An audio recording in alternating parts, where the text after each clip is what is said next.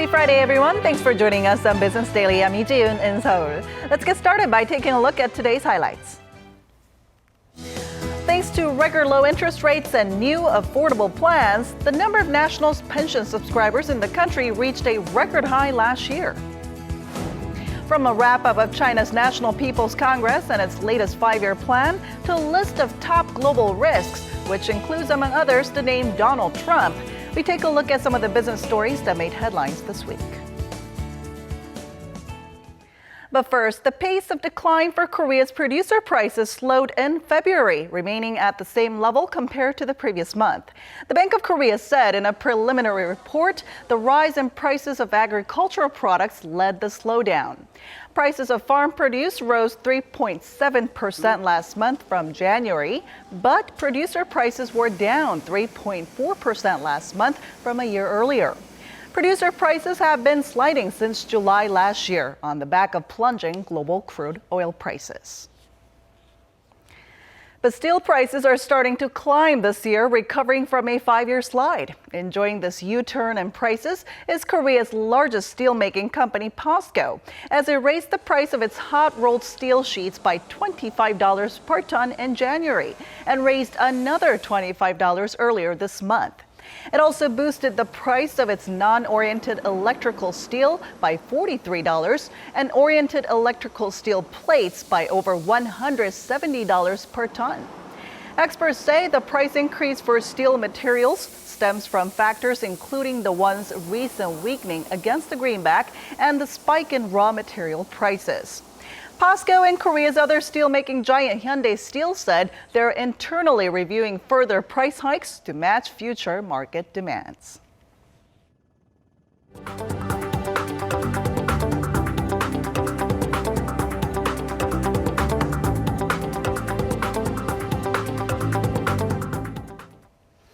Oil prices hit their highest point this year on Thursday after major producers agree to meet next month to discuss an output freeze.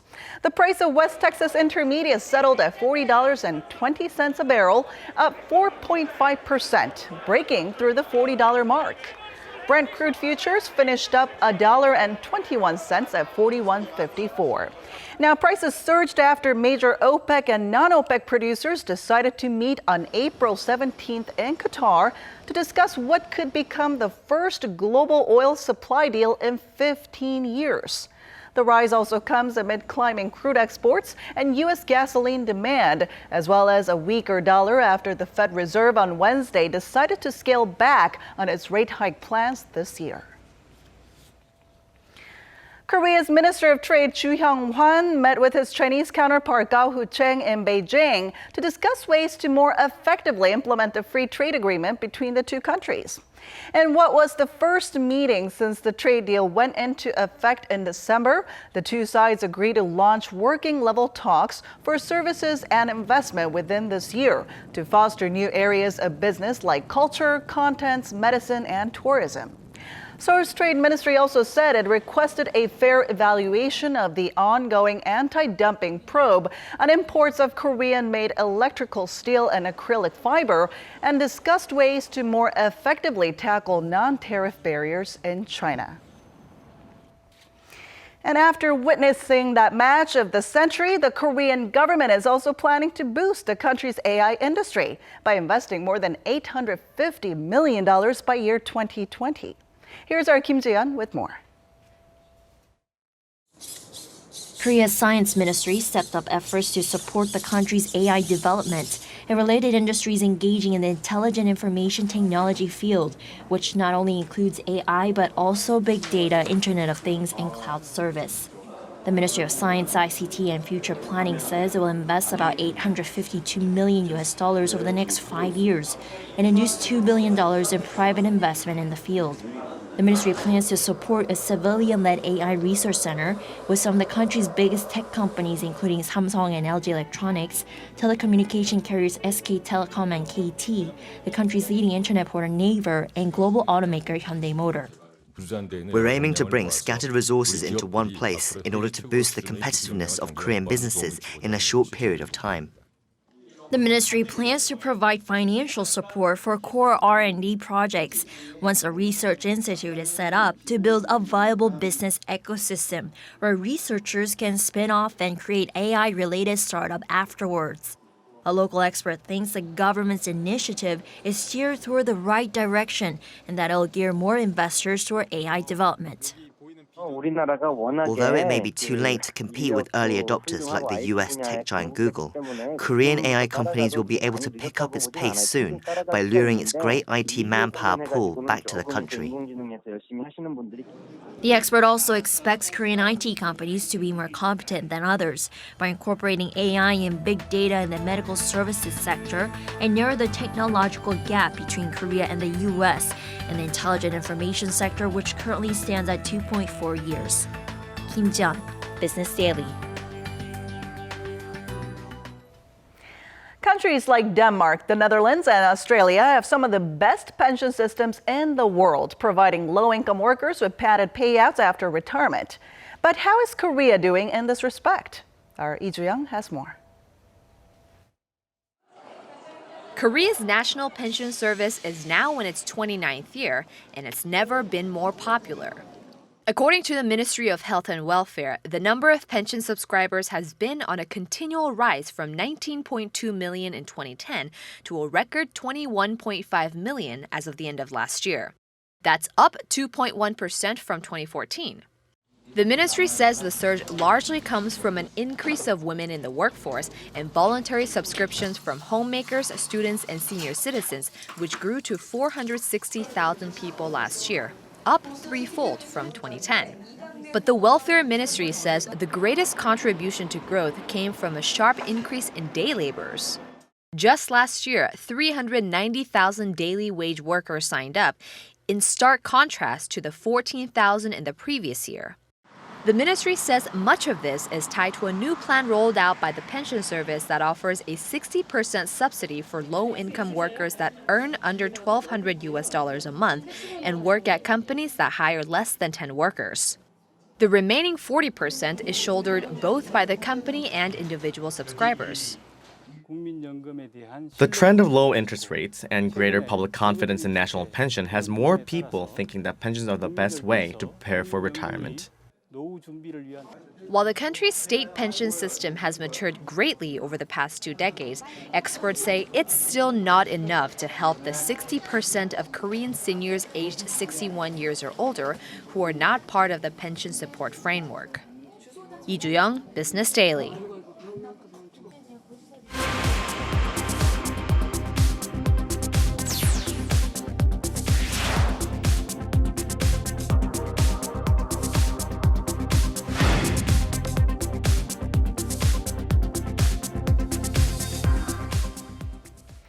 It's Friday, meaning it's time to go over some of the global business stories that made headlines this week. And for that, we're now joined by our Eunice Kim in the studio. Hello, Eunice. Hello, Jean. All right, so China's huge annual parliamentary meeting, the National People's Congress, wrapped up this week. It did. How do structural changes, make on the list of priorities? Right. So a couple of weeks ago, ahead of the NPC, we talked about the need for these structural changes, specifically supply-side reform. And President Xi Jinping himself had called for them back in November, inspiring talk of perhaps it becoming a priority. But it looks like economic development will still come ahead of all else in China's run toward the year 2021. Take a look. No surprises here. In Beijing on Wednesday, some 3,000 delegates wrapped up their 12-day-long session at China's National People's Congress by rubber stamping the government's next 5-year plan, the first drafted under President Xi Jinping. Noticeable in the plan was Beijing's release of an economic growth goal range of 6.5 to 7% over a specific GDP growth target. At a following press conference, Premier Li Keqiang insisted economic growth could go hand in hand with implementing structural changes without a calamity. We are fully confident of China's long-term economic growth. The confidence is not from nowhere, as we are confident that as long as we continue to reform and open up, China's economy will not suffer a hard landing. Indeed, its final document, released by Xinhua, showed economic development will trump all other priorities in the years through 2021. Carrying out structural reforms to clear out debt-fueling state enterprises and finding new industries to propel the economy forward round out the three guidelines. The goal is to build a moderately prosperous society in building socialism with Chinese characteristics. And the goals for this year include growing workers' paychecks in step with the country's overall growth, as well as creating 10 million new jobs in cities, steadily expanding slowed imports and exports, and making strides in its environmental goals. Economists, though, note that specific plans to reach these admirable goals were missing, adding they expect Beijing will continue leaning on loose fiscal and monetary spending as it clamps down on industrial overcapacity that holds back growth. Already, a labor official had said nearly 2 million jobs would be cut in the coal and steel sectors alone. Other estimates put the trim at a much higher figure. And as the NPC meeting was underway, police in a northeastern mining town were busy controlling a miners' protest, captured by this local on his mobile phone. The coal miners protesting backed wages and pay cuts were from Heilongjiang province, struggling after its major industries of coal and oil were hit by plummeting global prices. It's workers like these the state will need to re-employ as it tries to address the severe mismatch between supply and demand. Now, Premier Li Keqiang himself also singled out steel and coal sectors as the areas that will see reduced capacity. Then I'm wondering, if this is so, then what areas is China trying to expand on? Right. So following the NPC, Premier Li Keqiang did speak of a hybrid driving force. Now, that is a combination of upgraded traditional growth drivers and new growth drivers. And by new growth drivers, eyes are now focusing on the technology industry, including high tech, and how that will modernize the service industry. There was also mention of utilizing sharing platforms as well. And the high tech industry is also an area that will affect China's major trading partner, Korea, as well, right? You're absolutely right. And we are talking about semiconductors here. Semiconductors, of course. It was a tech sector identified in the 5-year plan that China wants to dominate, as it is also the world's biggest consumer of the chip. Now, Korea is the world's second largest producer of semiconductors with 18% market share, so this is being threatened. Other sectors the quote, new China wants to dominate include robotics, satellites, and aviation equipment, and they'll do so by boosting R&D to 2.5% of GDP in the next 5 years from what was 2.1%. All right, let's turn to some other stories now. Heading over to Europe, I see there's been a major announcement in the world of stocks as a UK operator and a German operator says they are merging. You're absolutely right. And they are calling this a merger of equals. This week, the London Stock Exchange, also known as the LSE, has tentatively agreed to a deal by Deutsche Börse to acquire it. And there are still regulatory hurdles up ahead, which puts the completion date as late as early next year. But should the deal go through, it would create the world's second largest exchange operator by market value and the biggest by revenue. In its statement, LSE said the merger would put the combined group in a better spot to compete against larger U.S. peers, as well as boost its position in China and Asia in general. The deal would give Deutsche Börse stockholders 54% equity, with the CEO of the German company running the joint entity to be based in London. But wait, there could be a counteroffer in the works. The Atlanta-based Intercontinental Exchange, which owns the New York Stock Exchange, is said to be considering jumping in the bid as well. And before I go, as the primaries narrow the list of candidates in the U.S. presidential race, the UK publication, The Economist, has dropped a red flag.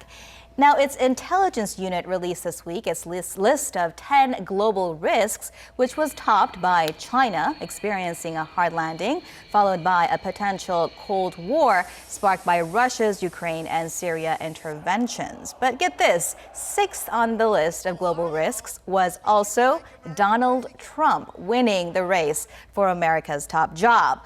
While noting the probability was moderate, The Economist did say his exceptionally hostile attitude toward free trade and militaristic tendencies toward the Middle East, not excluding talk of killing the families of terrorists, were some of the reasons that Donald Trump risk trumped the risk of a Brexit. Wow, I wonder how he feels about being listed on this list. Probably not the list he was aspiring to get on. Right, all right. Thank you so much for coming in today. You bet.